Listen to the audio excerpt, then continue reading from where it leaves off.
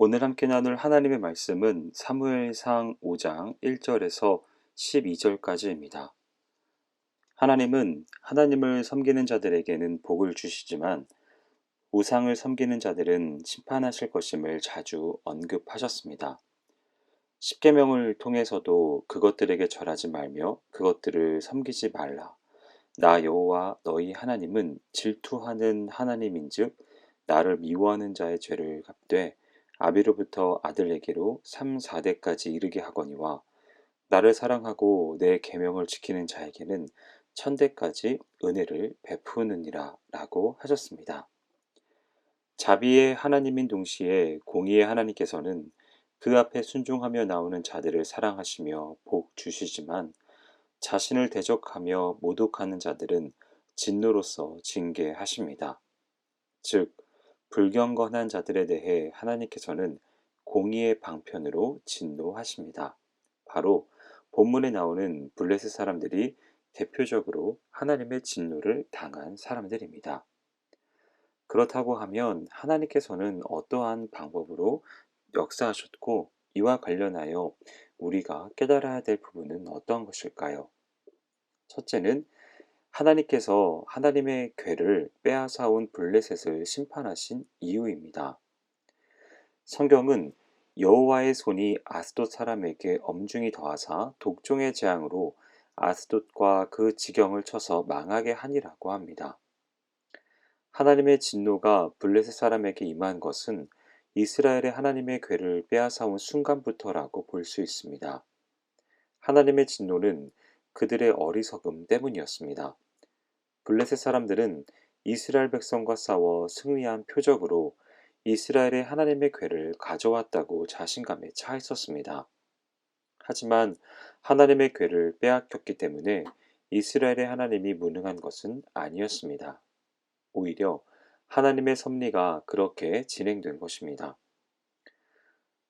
하나님께서 분명한 뜻 가운데 이스라엘을 패하게 하시고 하나님의 괴를 블레셋으로 보내셨다는 말입니다. 하나님의 괴가 블레셋 땅으로 온 이래로 그것은 그들의 근심거리가 되고 말았습니다. 그래도 블레셋 사람들은 근본적인 원인 치료를 하려 하지 않고 단지 그 하나님의 괴만을 이동시켜 하나님의 화를 면해 보려고 했습니다.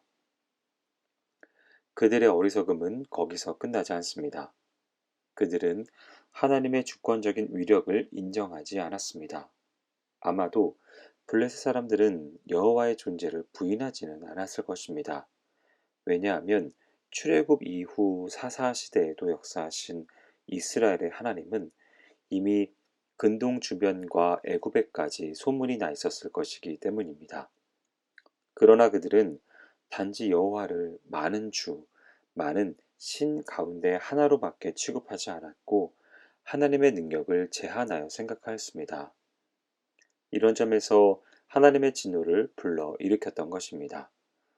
그들은 그들이 만드신 다곤을 섬기며 그에게 영광을 돌림으로 너는 나 외에는 다른 신들을 내게 있게 말지니라 라고 하는 하나님의 계명을 어겼습니다. 계명을 어긴 그들에게 하나님의 진노가 나타났습니다. 하나님의 진노는 그들의 교만함 때문이었습니다. 블레셋 사람들은 자신들이 이스라엘을 이긴 전과로 인하여 교만해 있었습니다. 이들은 거짓된 신을 섬기는 어리석음뿐만 아니라 자신을 믿고 우상시하는 교만에 빠져 있었습니다. 때문에 아스돗, 가드, 에그론으로 이어지는 하나님의 진노하심을 해결한 방책을 진노의 근원이신 하나님께 찾으려 하지 않고 자신의 인간적인 방법으로만 해결하고자 하였던 것입니다. 즉, 그들의 교만한 마음은 하나님께 자복하고 회개하며 용서를 구하는 겸손함을 거부했습니다. 진노는 하나님을 대적하여 성물을 모독하는 블레셋인들의 행위에 있었습니다. 그들은 하나님의 백성과 귀한 하나님의 괴를 무시함으로 하나님의 능력까지도 모독하였습니다. 두 번째로 우리가 생각해 봐야 할 것은 심판의 방법입니다. 하나님께서 블레셋을 심판하신 방법은 하나님께서 애굽을 심판하시던 때를 기억나게 합니다. 먼저 여호와의 손이 아스돗 사람에게 엄중히 더하사 독종의 재앙으로 아스돗과 그 지경을 쳐서 망하게 하십니다. 궤를 가드로 옮기면 무사하려니 하고 가드로 옮깁니다. 그것을 옮겨간 후에 여호와의 손이 심히 큰 환란을 그 성에 더하사 성읍 사람들의 작은 자와 큰 자를 다 쳐서 독종이 나게 하십니다. 성경은 이에 그들이 하나님의 궤를 에그론으로 보내니라. 하나님의 궤가 에그론에 이른즉 에그론 사람이 부르짖어 가로되 그들이 이스라엘 신의 궤를 우리에게로 가져다가 우리와 우리 백성을 죽이려 한다라고 합니다. 시편 기자는 블레셋 사람들에게 내려진 이 가혹한 심판에 대해서 하나님이 그 대적을 쳐 물리쳐서 길이 욕되게 하시고라고 시편 78편 66절에서 말합니다. 하나님께서는 블레셋 사람들의 교만과 어리석음을 벌하고자 그들에게 독종을 창궐하게 하십니다.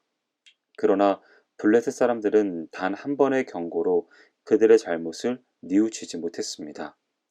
그들이 이해하지 못하여 계속적으로 하나님께 반항한 것은 하나님의 진노의 횟수와 진노로 내리시는 벌의 강도만을 높일 뿐이었습니다. 마치 애굽 사람들이 처음 난 것이 다 죽도록 하나님의 징계를 받아들이지 않고 오히려 대적하였던 것처럼 말입니다. 마지막으로 생각해 볼 수 있는 것은 블레셋 사람들의 반응입니다. 하나님의 심판이 임하자 블레셋 사람들이 취한 조치는 어떤 것이었을까요? 아스돗에 하나님의 궤가 있을 때 하나님의 재앙이 떨어지자 블레셋인들은 장소를 옮겼습니다. 그러나 장소를 옮긴다고 해결되지는 않습니다. 그곳에서도 마찬가지였습니다. 그렇게 많은 고난이 떨어진 후에야 그들은 하나님의 궤의 권세, 즉 하나님의 궤와 함께 하시는 하나님의 권세를 느꼈습니다. 이스라엘 백성에게는 그 하나님의 궤가 생명으로조차 생명에 이르는 냄새였지만 블레셋인들에게는 사망으로조차 사망에 이르는 냄새와 같이 느껴졌을 것입니다.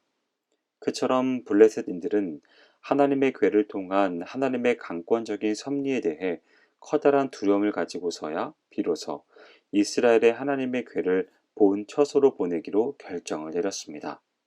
성경은 이에 보내어 블레셋 모든 방백을 모으고 가로되 이스라엘 신의 궤를 보내어 본처로 돌아가게 하고 우리와 우리 백성 죽임을 면케하자 하니 이는 온 성이 사망의 환란을 당함이라. 거기서 하나님의 손이 엄중하심으로라고 11절에서 말합니다. 블레셋에게 빼앗긴 하나님의 궤는 우상 숭배자들이나 교만한 자, 하나님을 모독하던 자들에 대한 승리와 경고의 계시라 볼 수 있습니다. 블레셋 사람들의 모든 가치가 하나님의 높으신 뜻에 굴복하고야만 사건이라 볼 수 있습니다. 즉, 하나님의 진노가 그들의 악한 행위를 자복하게 하고 하나님의 위엄과 위력을 드러내는 강권적인 섭리였음을 보여주고 있습니다. 하나님은 은혜로우시며 자비로우시며 노하기를 더디하시며 인애가 크시사 뜻을 돌이켜 재앙을 내리지 않는 분이십니다. 그런 하나님께서도 때때로 진노하십니다. 하나님께 대적하는 것은 어리석고 허무한 짓일 뿐입니다. 블레셋 사람들을 향하신 하나님의 진노가 그것을 증거하고 있음을 잊지 말아야 합니다. 사랑하는 성도 여러분, 블레셋 사람들은 하나님의 궤가 그들 땅으로 오자 그들의 신이 하나님을 이긴 것으로 착각했습니다. 그러다가 하나님의 궤로 인하여 괴로움을 당하자 하나님의 궤를 피합니다. 피한다고 문제는 해결되지 않습니다. 성도들도 하나님을 피하는 것이 바른 일이 아닙니다. 그러므로 우리가 혹시 범죄하여 하나님의 진노를 받았을지라도 블레셋 사람들처럼 피하지만 말고 하나님 앞에 나와 자복하는 자세가 필요합니다. 범사에 하나님을 가까이 하시는 여러분이 되기를 소원합니다. 하나님께 회개하시기 바랍니다. 기도하겠습니다.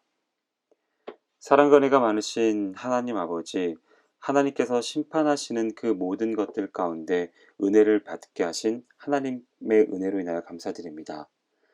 하나님, 우리가 당신을 향하여 공의의 하나님임을 잊지 않게 하여 주시고 하나님 앞에 자복하는 자세로 나아가는 귀한 결단이 있게 하여 주옵소서.